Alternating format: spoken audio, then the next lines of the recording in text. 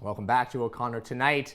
And as we've been talking a little bit about the debates here, one thing that popped up that was a little bit interesting was the climate. You don't necessarily think that that's an issue that many Republicans are passionate about. You don't think that this is something that Republicans really go to the polls for.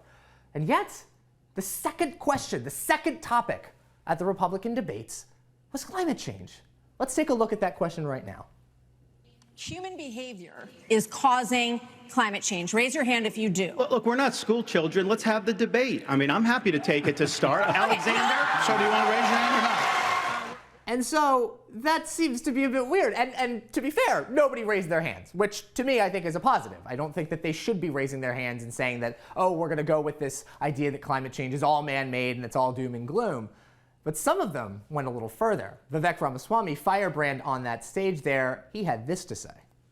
I'm the only person on the stage who isn't bought and paid for, so I can say this. The climate change agenda is a hoax. The climate change agenda is a hoax, and we have to declare independence for it. Good stuff, good stuff. Here to talk to us a little bit about that and other climate environmental issues is Marc Morano. He's the founder over at Climate Depot at climatedepot.com. Marc, thank you so much for joining the show tonight. Thank you, Doug. Happy to be here. So first question, what were your thoughts on that? Did you think that the response from the candidates was positive on this particular topic? Do you think that they were aggressive enough? They should have been more aggressive? What are your thoughts? Well, I think, Vivek Ramaswamy was fantastic, and he essentially derailed the rest of the candidates, except for Nikki Haley from having a comment on that. What Vivek said, we'll start with him, was fantastic because he said the climate agenda is a hoax, which it absolutely is. You can get into an argument of CO2 levels and how much mankind could influence, but I would argue you can't even distinguish mankind's influence from natural variability because hurricanes, floods, tornadoes, wildfires, drought storms are on no trends. So he was spot on, and he was fantastic. The boos you heard were because he said he was the only candidate who wasn't bought and paid for, and all the other supporters of the candidates were booing that. Now, what Nikki Haley said, it's important to note, that's the mainstream Republican presidential position before Donald Trump.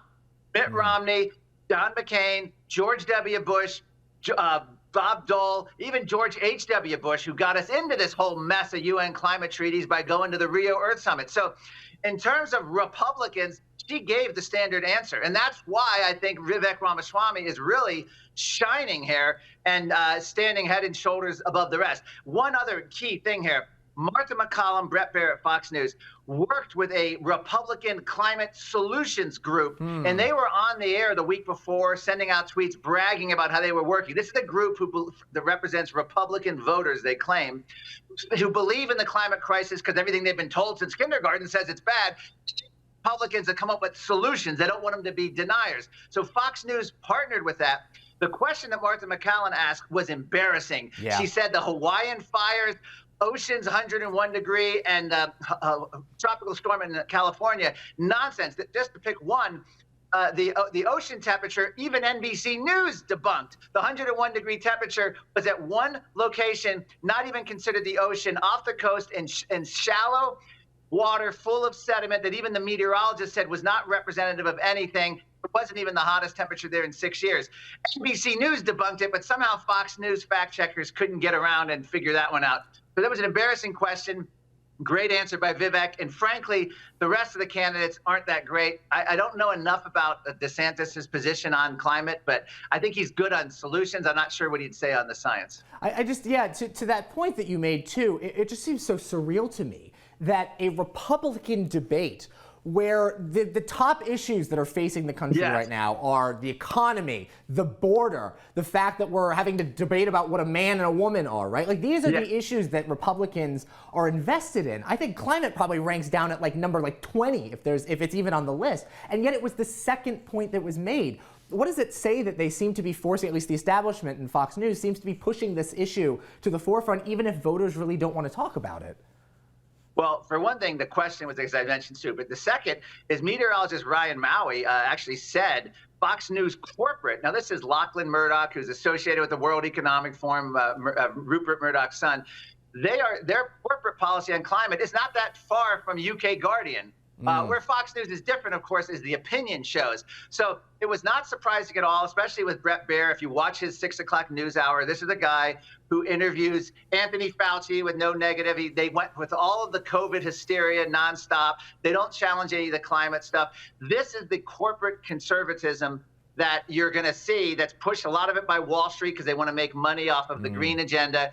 And that just oozed through. And it may have surprised a lot of viewers. Didn't surprise me that Fox News did that, maybe to the extent of how far in the inane question of tying Hawaiian wildfires. I mean, come on. How absurd can you get? Wildfires, by every metric, are down over the last 100 years dramatically. And Hawaii just screamed, this is not climate change. This is human stupidity and error and ideology and wokeness all the way through. I think that is such an important point to make too, right? It's all about the activists. It's all about the wokeness. It's all about the sort of political messaging behind these things, because what we're seeing is it doesn't really feel like there's very real grassroots movement here. Almost every single climate protest I've ever seen feels like it's AstroTurf to hell and back. In fact, we have some evidence to show that some of these people just don't seem like they're in their right minds, and the proper response may be to how to deal with it. So check this clip out from, I believe this is Texas.